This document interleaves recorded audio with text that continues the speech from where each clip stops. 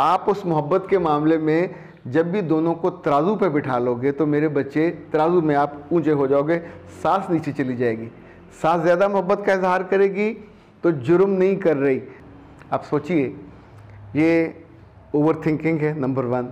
तो जब बेटियां ससुराल से पहले ही दूसरे बच्चे की पैदाइश के बाद अपने घर अम्मा के पास जाती हैं तो 90% वो होती हैं जो बच्चों को पकड़ती भी नहीं है। जाकर अम्मा से कहती है पकड़े, मुझे सोने नहीं देता, मुझे सोना है। दुनिया भर में जितने बच्चे हैं वो नानियों के ज़्यादा करीब होते हैं, माओ से भी ज़्यादा, और गरीब दादियों से भी वो ज़्यादा करीब होते हैं, चूँकि नानियाँ हक नहीं जताती, प्यार ज़्यादा करती हैं।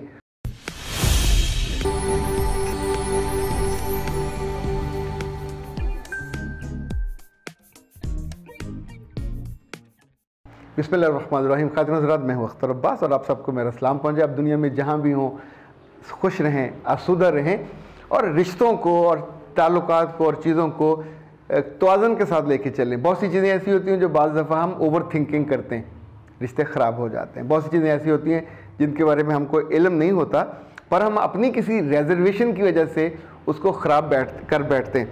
अच्छा, एक आया हुआ है मसला, ज़रा सुने, शायद आपके लिए पहली दफ़ा ये हो, लेकिन बहुत से घरों में ये होता है और हम उसको गलत तौर पे परसीव करते हैं। मेरे ट्विन्स हैं और मेरे जुड़वा बच्चे, एक बेटा है एक बेटी है, 1 साल के हो गए।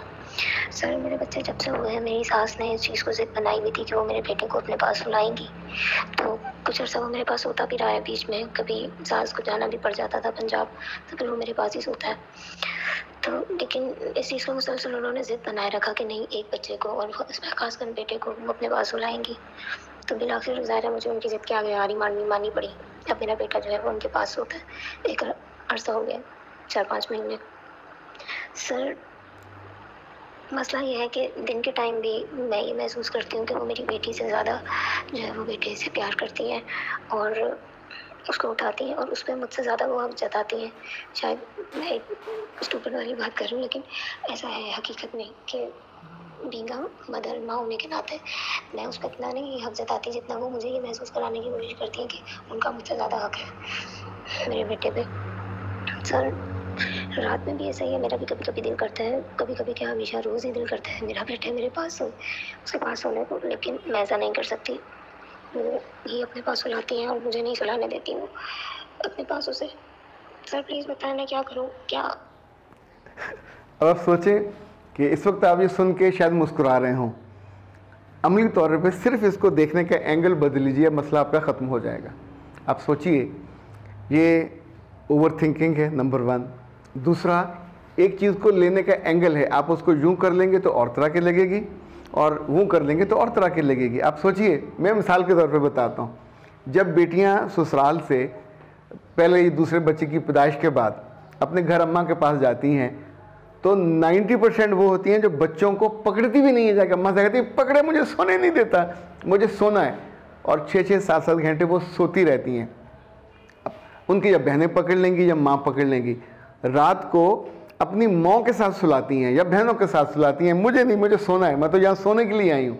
आप सोचिए कि एक चीज़ जो आराम करना वहाँ जाके आपकी पहली ज़रूरत होती है, तो आप उसी शेयरिंग की बुनियाद पे अम्मा को या बहन को देते हैं। तो ये तो नहीं सोचते कि वो उस पर कब्ज़ा कर लेगी। हालांकि दुनिया भर में जितने बच्चे हैं वो नानियों के ज़्यादा करीब होते हैं, माओ से भी ज़्यादा, और गरीब दादियों से भी वो ज़्यादा करीब होते हैं, चूँकि नानियाँ हक नहीं जताती, प्यार ज़्यादा करती हैं और तनकीद भी नहीं करती, उनकी गलतियों पे कोताही भी डालती हैं। इनफैक्ट ये जो प्यार और मोहब्बत है नानियों का, ये चीज़ों को स्ट्रॉन्ग रखता है।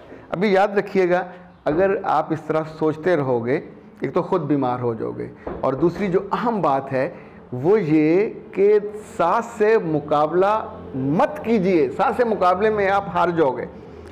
वो सास का खून है, उसके बेटे का बच्चा है, आपका भी बच्चा है। जब तक सास जिंदा है, 10 साल 20 साल, लेट हर एंजॉय। वो हमेशा असल जर से ज़्यादा जो नफ़ा है वो पसंद होता है, वो उसे प्यार करना चाहती है, करने दीजिए, उनका बच्चा है।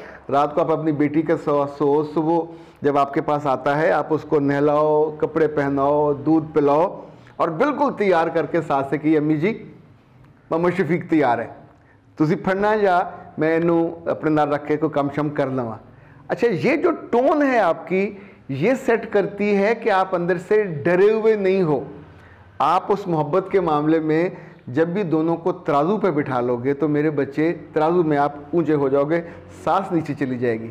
सांस ज़्यादा मोहब्बत का इजहार करेगी तो जुर्म नहीं कर रही, वो आपके मियाँ से शिकायत करेगी कि मुझे ये तंग कर रही है, तो भी आपको नुकसान होगा। इसलिए बेहतर है कि दिल से इस खौफ को और ख़तरे को, उस बच्चे को आपने जन्म दिया, जो हमारी नादरा की जन्म पत्री है, ऐसे कहते हैं फैमिली ट्री, उसमें भी आपके साथ ही है।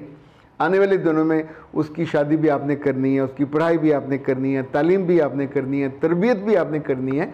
तो अगर सास अपने साथ सुला के मज़े लेती है, और अच्छा चूँकि बहुत सी हमारी जो ज़्यादा उम्र की औरतें होती हैं गांव की, और ये जो पुरानी औरतें हैं, इनको अपने इख्तियार मनवाने का बहुत शौक़ होता है। तो ये मैंने देखा पढ़े लिखे मर्दों को भी ये आदत होती है, दफ्तर में हो किसी जगह हो, हम अपना इख्तियार जानबूझ के दूसरे की हद में जाके मनवाते हैं। तो अगर लाइक कोई अफसर आपका आता है और आप बैठे हैं कुर्सी पे, आप सामने उसको बिठाएंगे तो वो कंफर्टेबल नहीं होगा, आप उठ के खड़े हो जाते हैं, कहते हैं यहाँ तशरीफ़ लाइए। वैसे मेरे वालिद साहब कहा करते थे, he would be the worst person जो जाके वहाँ दूसरे की कुर्सी पे बैठ जाए, उसको बाहर मेहमानों वाले इहाते में मेहमानों वाली कुर्सियों पे बैठना चाहिए। ये मनसब नहीं है आपका, पर हम लोग ये करना पसंद करते हैं। इसी तौर पे घरों में जो माँ का दर्जा है वो माँ का दर्जा है, जो सास का दर्जा है वो एक दर्जा बुलंद है। लेकिन अगर आप जबरन उसको तंग करने के लिए ये जुमले भी कहते हो तो हम आपकी सास को नहीं समझा सकते, आपको समझा सकते हैं। कल जब आप सास बनोगे तो ये काम मत कीजिए। सो ओवरथिंक क्रॉस, सास से मुकाबला दूसरा क्रॉस, और अपने बेटे से मोहब्बत के एहसास में हर वक्त दुखी रहना ये तीसरा क्रॉस। वो आप ही का बेटा है, आप ही का खून है, आपने उसको जन्म दिया। वो जन्नत भी दादी के कदमों में नहीं रखी, माँ के कदमों में रखी है। खिदमत वो आपकी करेगा, लेकिन अगर आप मुकाबले में पड़ गए तो ना तो उस बच्चे को अपने सीने से लगा के उसका मज़ा ले सकोगे। रात को आपके 2 बच्चे हैं दाएं बाएं, जिनके ट्विन्स होते हैं या ट्रिपलेट्स होते हैं, उन बच्चियों को तो कोई तमगा मिलना चाहिए, इतनी बेआरामी होती है।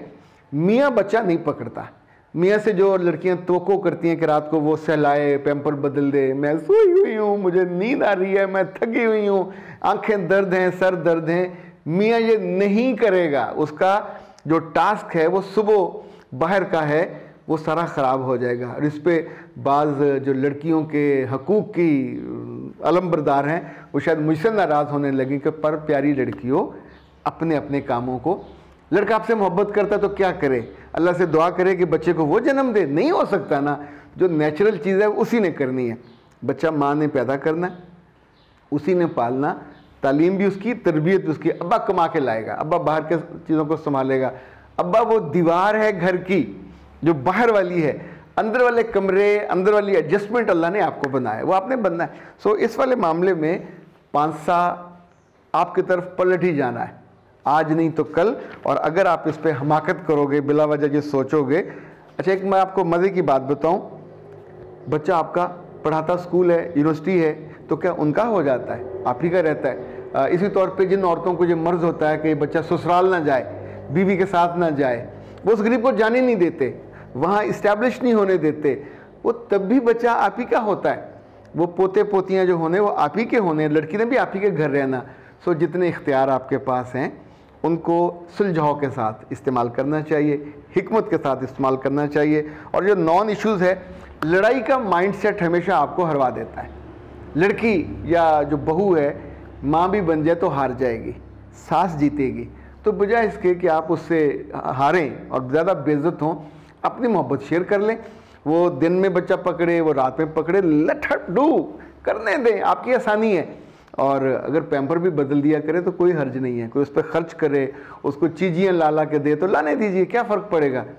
माँ तो माँ होती है। 1 घंटा भी बच्चा उसके काबू आ गया, सीने से लगा के जब आप उसको दूध पिलाते हो, उसको प्यार करते हो, बड़े होते हुए बच्चे ने आपकी उंगली के पोरों में होना है। हाँ, अगर आप लड़ते रहोगे तो फिर आप हिकमत अमली भी नहीं बना पाओगे कि मुझे इसको कैसे लेके चलना है। तो ए अच्छी माओ और ए बाज़ दफ़ा अहमक माओ, नीवे 8-10 साल गुजार लिया करो। यकीन माने आपकी ज़िंदगी में सुख, राहत और आराम रहेगा, वरना फिर आप तंग होते रहोगे। अख्तर अब्बास को दीजिए इजाज़त। अस्सलाम वालेकुम।